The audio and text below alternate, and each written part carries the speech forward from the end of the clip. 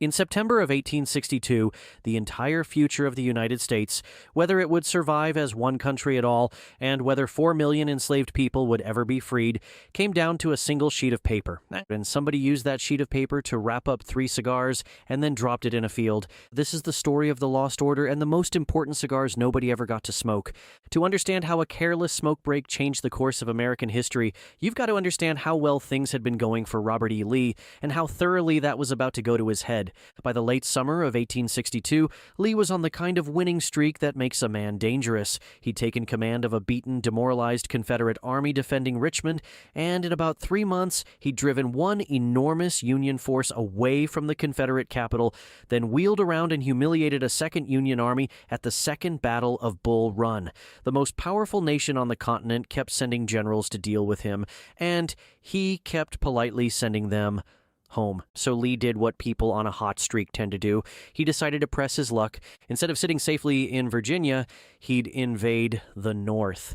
He marched his ragged, barefoot, half-starved army across the Potomac River into Maryland, hoping to win a battle on Union soil, pull Maryland over to the Southern cause, and maybe even convince Britain and France that the Confederacy was a real country worth recognizing. And the plan he cooked up to do it was, even by his standards, audacious to the point of reckless. Standing deep inside enemy territory, outnumbered, surrounded by a hostile population, Lee decided to split his army apart, not in half, into 4 separate pieces. He sent Stonewall Jackson off with the biggest chunk to go capture a Union garrison at Harper's Ferry, scattered the other pieces across the Maryland countryside, and kept only a thin slice with himself. It was the kind of move that only works under one condition. The enemy has to have absolutely no idea you've done it, because an army chopped into 4 separate pieces isn't really an army, it's 4 snacks. And here's the thing that made Lee comfortable taking that risk. The Union general he was up against was named George B. McClellan. McClellan was, on paper, a wonderful organizer of armies. His men adored him. He was brilliant at drills and supply lines, and he was almost magnificently incapable of actually using the magnificent army he built. He suffered from a chronic condition, not a real medical one, mind you, a personality one. He believed at all times, against all available evidence, that he was hopelessly outnumbered. He could stand in front of an enemy half his size and become convinced he was about to be overwhelmed at any second. Lincoln, who spent that whole year begging the man to do something, eventually said that McClellan had a bad case of the slows. So Lee's gamble was risky, but it was calculated. Split the army, grab Harper's Ferry, snap the pieces back together, and be long done before slow, cautious, perpetually terrified McClellan could figure out what was happening and work up the nerve to attack. To coordinate all of this, Lee wrote the entire plan down. This was Special Order 191. It spelled out exactly where every single piece of his scattered army was going, by which road, in what order, on what day. It was, in effect, a complete instruction manual for how to destroy the Confederate Army, one isolated chunk at a time. Naturally, copies were made and hand-carried to each of his commanders. One of those copies was addressed to a general named D.H. Hill. It never arrived, and to this day nobody knows what happened to it. Hill swore for the rest of his life that he never received it. Lee's staff swore up and down that they sent it. The truth is simply gone. Exactly who lost the single most important piece of paper of the Civil War, and exactly how, is a complete mystery. Somewhere on the long, dusty road through Maryland, one copy of Lee's master plan slipped out of a pocket, or off a saddle, or out of somebody's careless hands, wrapped, for reasons also lost forever, around 3 cigars, and came to rest in the tall grass of a farm field outside Frederick, Maryland. And there it sat, waiting. A few days later, on September 13th, a Union army marching north stopped to rest in that exact field.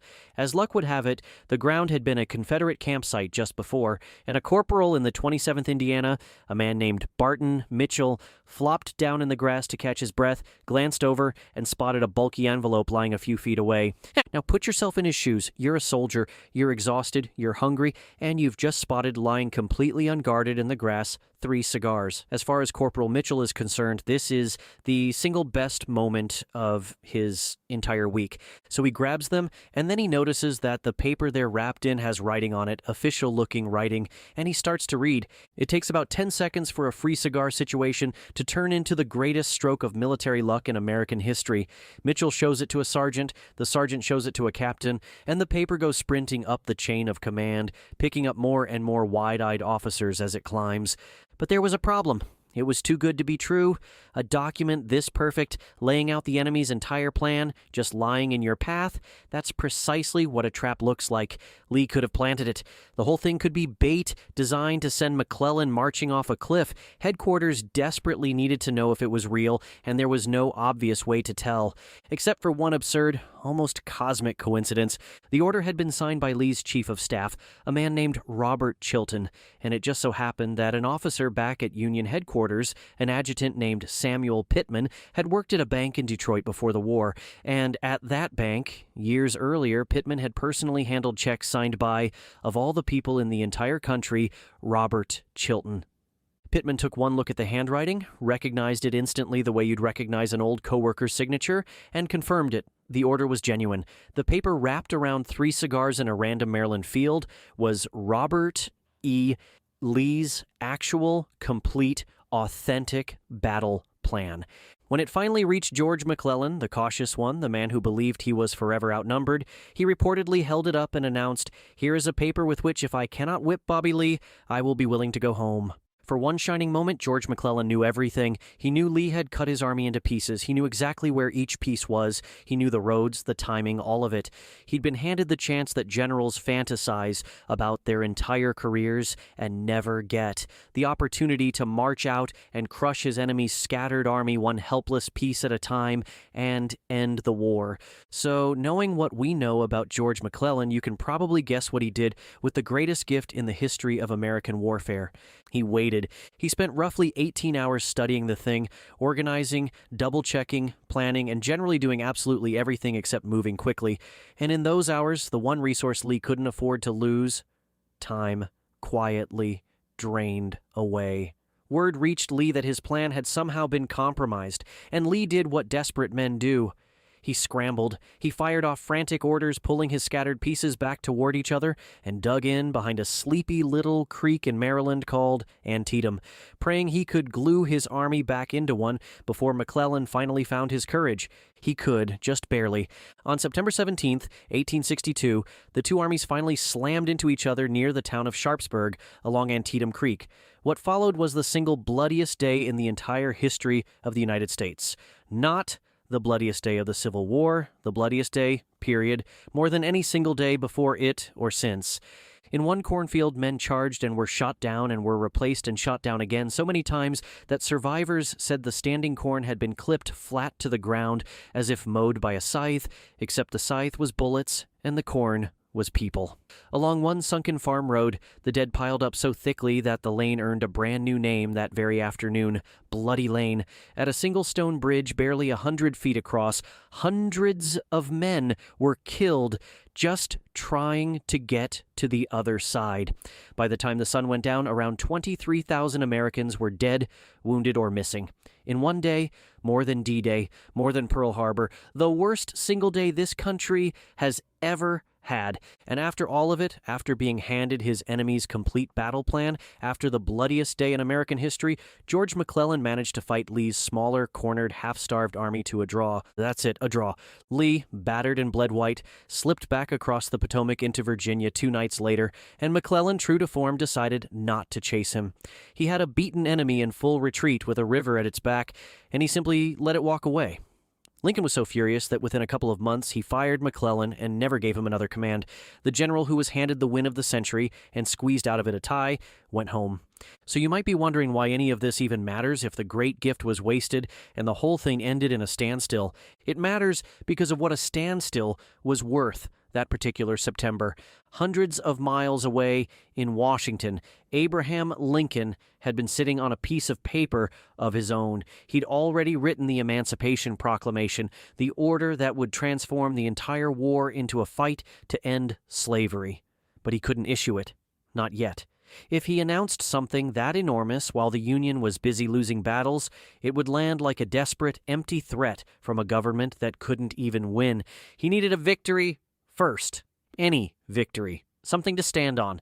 For months, his generals had refused to give him one, and then because a careless Confederate dropped 3 cigars in a field and a tired corporal got curious about the wrapper, the Union finally had Antietam. It wasn't a brilliant victory, it was barely a victory at all, but Lee had retreated, and that was enough. 5 days later, on September 22nd, 1862, Lincoln issued the preliminary Emancipation Proclamation, and with that, the entire meaning of the war changed. It was no longer only a war to hold a country together, it was now openly and officially a war to end slavery, which meant that Britain and France, who had been quietly weighing whether to recognize the Confederacy and help it survive, suddenly couldn't.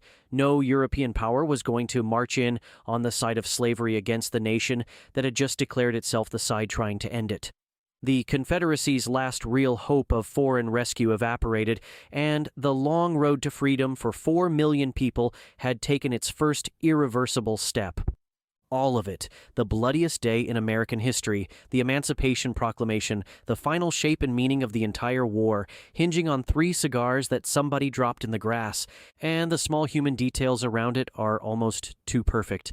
Corporal Barton Mitchell, the man who found the order that helped decide the war, was shot in the leg 4 days later at Antietam. The wound never properly healed. He was eventually discharged, struggled with it for the rest of his short life, and died a few years after the war more or less broke, having received almost nothing for what may be the single most valuable discovery any soldier has ever made.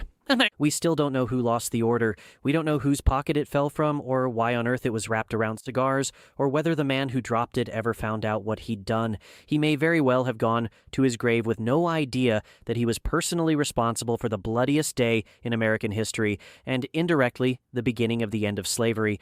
And those 3 cigars, the most consequential cigars ever rolled, the ones that happened to wrap the single piece of paper that redirected the entire Civil War, as far as anyone can tell, in all the smoke and chaos that followed, nobody ever actually got to smoke them. If you enjoy this content, hit that subscribe button so you never miss a video.